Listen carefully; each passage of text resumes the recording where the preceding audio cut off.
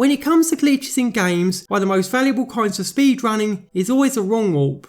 A type of glitch that sends players anywhere at any time. It's been the key to all sorts of speedrun records, including those of games like Ocarina of Time, Majora's Mask, and Skyward Sword.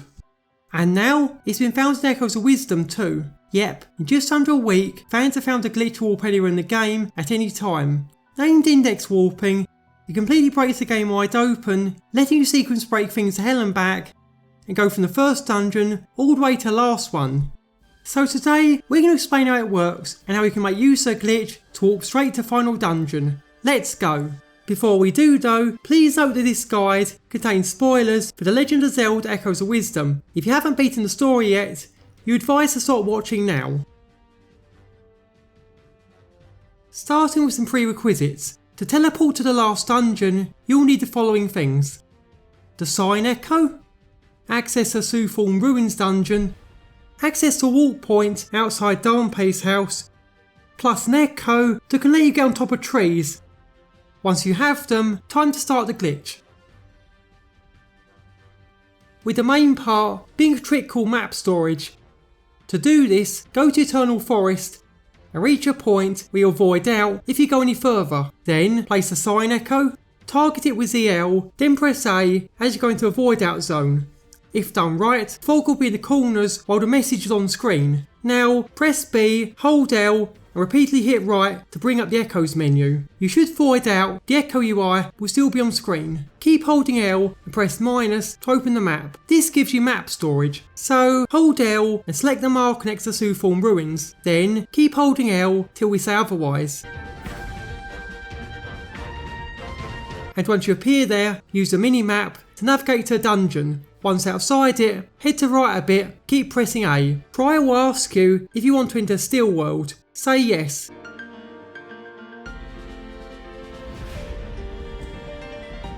When inside, press minus again to open the map. Select a warp marker and press A. However, don't confirm the warp. Instead, let go of L and press minus to open a second map view. So, press left on the D-pad twice to view the main Hyrule map. Carefully move upwards so you select the marker next to Darnpay's house. Then, rapidly press right and A. You should see a brief flicker as it changes to Still World map view before reappearing in the final dungeon. Congrats, you're now in Null's body, the final dungeon of Echoes of Wisdom.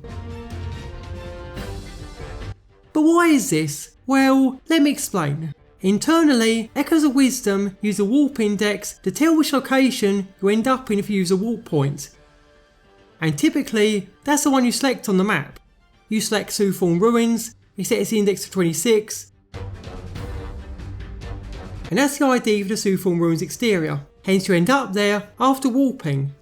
Map storage completely destroys this connection, with the results going three ways. On the one hand, if you select a different marker during the second map screen, then the warp index will get updated. So, if you select Soothorn Ruins, then click A on Kakariko Village, you'll end up in Kakariko Village instead. If you click on a random spot, then the results are random. You might go to a new location, or the game might crash outright. It's technically not completely random since the value it uses is garbage data, which is usually set between 12 and 20. So it's most likely you end up in either Gerudo Sanctum, Hyrule Castle, or somewhere in Jabal Waters if in the normal world. But then we get index warping. By selecting another marker, then pressing a D-pad direction and A in quick succession, we load the warp index of a marker while the other map is active. As a result, it then tries to find a place in the other world that correlates the marker's ID and sends us there instead. By sheer coincidence, the following four markers, west of Hyrule Castle Town, outside the Northern Sanctuary, outside of Darnpay's house, and southwest of Kakariko Village, all correlate to entrance IDs for the last dungeon, hence we can skip there by selecting any of them. But doing this has some interesting side effects. For one thing, the game doesn't take away Sword Fighter form during the dungeon. Since you never hand your items to Link, you can use them to your heart's content. This makes the enemy gauntlet and final battle much easier since you're not waiting for your echoes to attack. You can also save during the dungeon too, which is pretty cool. Finally, if you go back there, it turns out the puzzles are cleared, so you can just skip right to a boss. There's also a potential soft lock if you're not careful. You see, in this room, Link doesn't appear as expected. As a result, when you solve the puzzle, the game will just soft lock since Link's nowhere to be seen. Thankfully though, there is an easy fix. Just throw an item at the switch, save before it hits, and reload. The item will hit the switch when you reload, and the door will open without the soft lock. Still, if you want to see the full glitch in action, here's the whole setup from start to finish.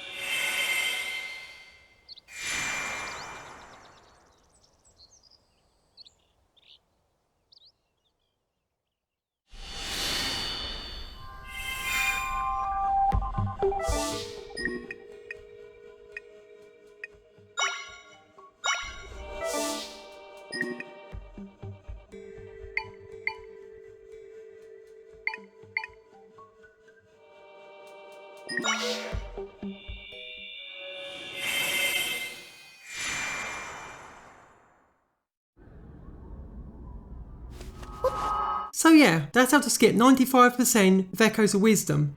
It's not the easiest glitch in the world, but it's a fun one to mess around with and one of the best discoveries in any Zelda game. Thanks to I'm a Muffin Cup for finding map and menu storage, thanks to Gymnast86 for finding wrong warp, and thanks to Ballistics for finding index warping. Also thanks to Echocolat putting the document together and helping us with some of the steps.